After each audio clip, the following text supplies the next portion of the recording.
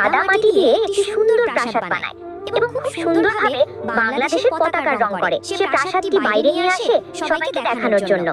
মানুষ অবাক হয়ে তাকিয়ে থাকে, মেয়েটির কাজের প্রশংসা করে এবং হাততালি দেয়। ঠিক সেই সময় বাইক চালিয়ে ভারতের একটি মেয়ে আসে। প্রাসাদটি দেখে সে জোরে জোরে হাসতে থাকে। বাংলাদেশের মেয়েটি রেগে গিয়ে বলে, হাসাহাসি বন্ধ করো, পারলে আমার সাথে প্রতিযোগিতা করো। ইন্ডিয়ার মেয়েটি চ্যালেঞ্জ অ্যাকসেপ্ট করে। পরবর্তী দিনে প্রতিযোগিতা শুরু হয়। প্রথমে ভারতের মেয়ে কাদা মাটি দিয়ে একটি প্রাসাদ বানায় এবং সুন্দরভাবে ভারতের পতাকা রং করে। ভারতের দর্শকরা চিৎকার করে বলে, ইন্ডিয়ার প্রাসাদ সুন্দর, ইন্ডিয়া জিতবে। এরপর বাংলাদেশের মেয়ে আবার নিজের প্রাসাদ বানাতে শুরু করে এবং বাংলাদেশের পতাকার রং দেয়। বাংলাদেশিরা চিৎকার করে, আমাদের প্রাসাদ সেরা, বাংলাদেশ জিতবে। কিন্তু বিজয়ী নির্ধারণ হবে ভোটিং এর মাধ্যমে।